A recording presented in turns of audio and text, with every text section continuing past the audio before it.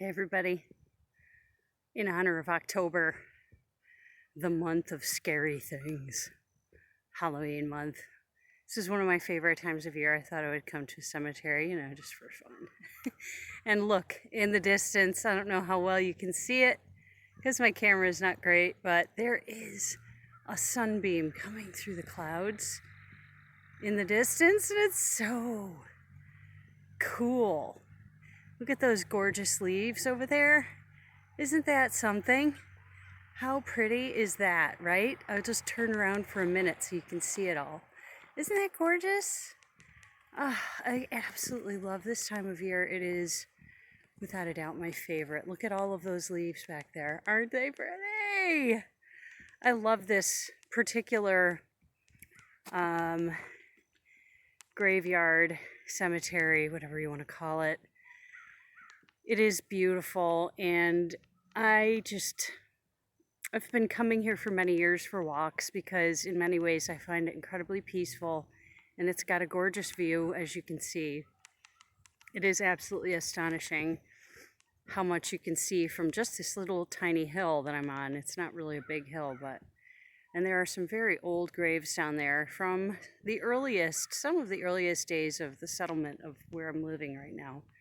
So it's kind of cool too. But I wanted to bring you the weekly writing prompt. I might just do cemeteries for the rest of the month for fun, but here's one that I typically like to walk in. I don't know if I'll use the same one or a different one next time, but I thought this would be kind of fun. So I want to bring you the writing prompt for today, hoping that this last week of Embellish Joy was helpful considering how I feel like, and I just put out an email to my book list. If you're interested in subscribing, you can go to my website and you can subscribe there to my book list if you wish. I send out a monthly email, usually talking about things that I'm doing or publishing or whatever. All of this year I am actually publishing a fantasy every single month, so if you're interested in that, you can go to my website, elainersnyder.com. And if you don't care about that, then you don't have to go. But I was just writing about, in the newsletter that I sent out, how it seems like the strange has become the norm. It's so, this year, 2020, has absolutely become the strangest year of my life in many ways. And I'm sure it's true for almost everybody that this is just the strangest year. And it's really interesting to be alive right now. And so I feel like what I am understanding for my own experience, my own life, for my own fulfillment, my purpose, is to just realize how important it really is to be present. Because the strangest things just keep happening. Just when we think, how could it possibly get any weirder? It does. It just keeps getting weirder. Am I wrong? So I don't care where you live in the world. I think it just keeps getting weirder all the time. And I think we can just expect that to be the way it is right now. I'm not sure this is going to end anytime soon. But I feel like it's an opportunity for us to realize and appreciate what we have right now, right in front of us. The bounty of what we may be living with and around, and to just be present. And even if you're not in a place where you want to be, even if you are having to be quarantined, even if you are having to be in a hospital, or you're in some other way being prevented from doing things you feel you want to do, I think that we can embellish joy into every aspect of our lives right now and really, really just find reasons to be grateful that we're here, even if it's not maybe the most ideal. Because there's always going to be something you want more of. There's always going to be something you wish was better. But if that's all you're going to ever focus on, what kind of life are you going to have? I feel like it's really important to be aware, too, of how we take care of ourselves, because we can choose not to take care of ourselves, and we can be completely unconscious about the effect of stress and the effect of overworking and the effect of what we're eating and the effect of exercise or lack of it, the effect of not going outside, which I think is getting better right now because a lot of people are concerned. I understood from a recent study, or I think it might have just been a news article that I read, about how more and more people are eating at home because they're afraid to go to restaurants because you don't know how safe it is. And so people are cooking at home more than ever before in recent generations, because people started liking the convenience of eating out so much that they started, once COVID hit, realizing maybe I should just cook, because I don't know what happens to that food that I buy at a restaurant right now. Or maybe restaurants just haven't been open. Your favorite places were closed, so you couldn't get that food. Whatever the reasons are, I think it's good that we're cooking at home.